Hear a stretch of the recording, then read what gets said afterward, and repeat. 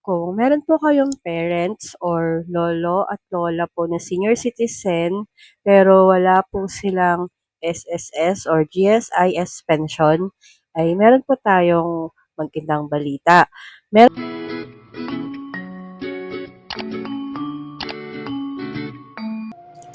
Hello po mga amores, magandang araw po. Kung meron po kayong parents or lolo at lola po na senior citizen pero wala po silang SSS or GSIS pension, ay meron po tayong magandang balita. Meron pong programang tinatawag na Social Pension for Indigent Senior Citizens mula sa DSWD. Sa video po na ito ay i-share po namin sa inyo ang step-by-step process kung paano mag-a-apply, ano po mga requirements at kung paano makukuha ang benepisyo. Kaya kung may kakilala po kayong senior citizen na kailangan po nito ay panoorin niyo po ang tutorial po na ito hanggang dulo.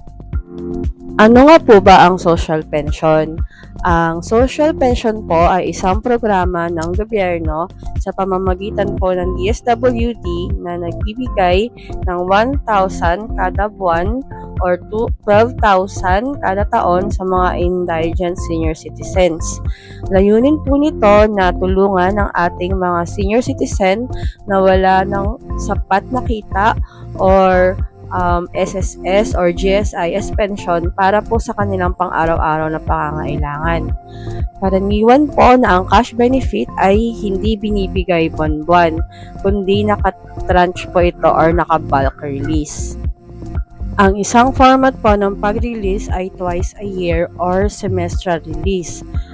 Released around June or July po ang first semester. Then yung second semester po ay nire-release around November or December. Ang beneficiary po ay makaka-receive ng 6,000 lump sum per release.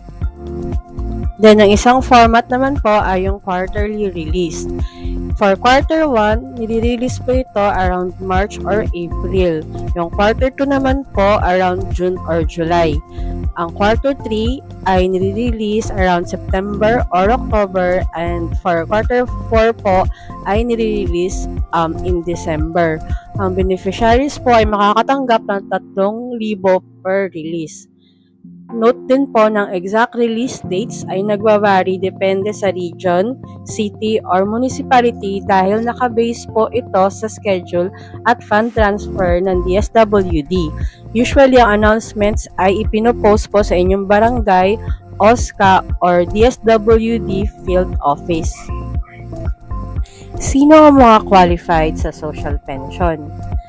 Hindi po lahat ng senior citizen ay covered po ha. May mga specific qualification po para makasali sa programang ito. Ang beneficiary po ay dapat senior citizen na 60 years old pataas, walang natatanggap na pensyon mula sa SSS or GSIS, walang permanenteng source of income or regular na trabaho, mahina o may sakit at nangangailangan ng tulong, at kasama po siya sa listahan ng DSWD or validated po ng LGU. Ano ang mga requirements sa pag-apply for social pension? Kung qualified po si lolo or lola ay narito po ang mga karaniwang hinihinging requirements. 1. Duly accomplished application form. Ito po ay makukuha sa OSCA or sa Office of the Senior Citizens Affairs, or pwede rin pong makuha sa DSWD office. Pangalawa po ay birth certificate or anumang valid ID na nagpapatunay ng edad. Pangatlo is yung barangay certification na nagpapatunay na indigent or mahirap ang senior citizen. 4 po ay ang photocopy ng ID ng senior citizen, or kung meron po silang senior citizen ID ay pwede pong yun ang i-present po nila. Next po ay 1x1 or 2x2 ID picture. And kung wala po talagang birth certificate, ay affidavit of two disinterested persons na magpapatunay ng edad po ng senior citizen. Ilalagay ko po sa description ng video po na ito ang link for the sample template ng affidavit of two disinterested persons.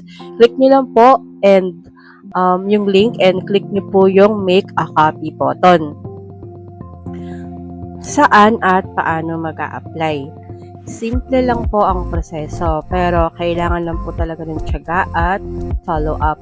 Ito po ang step-by-step instructions. Pumunta po sa Office of the Senior Citizens Affairs or OSCA sa inyong munisipyo or lungsod.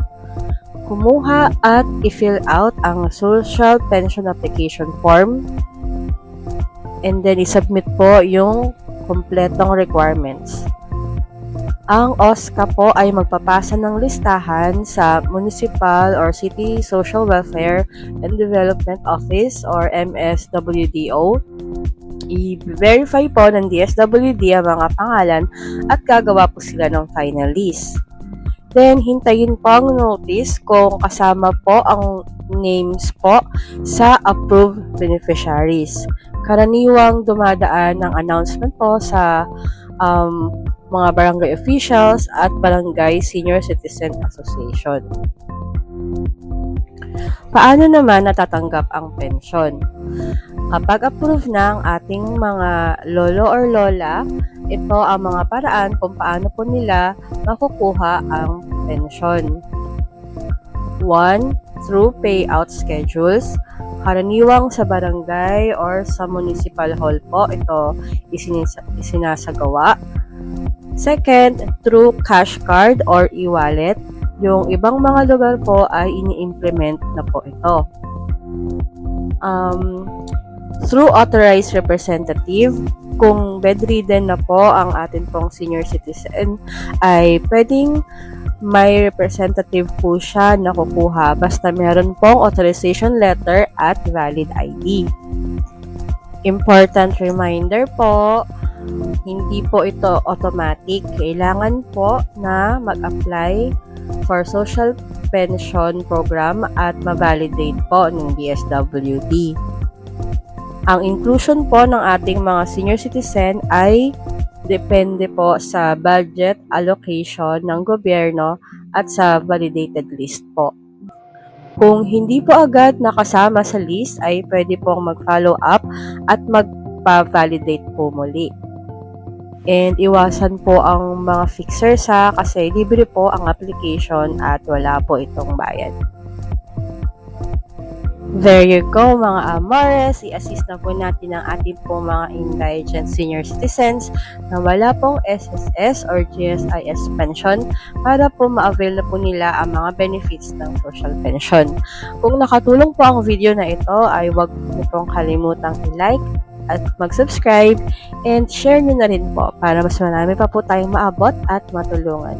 Salamat po! Hanggang sa muli! Paalam!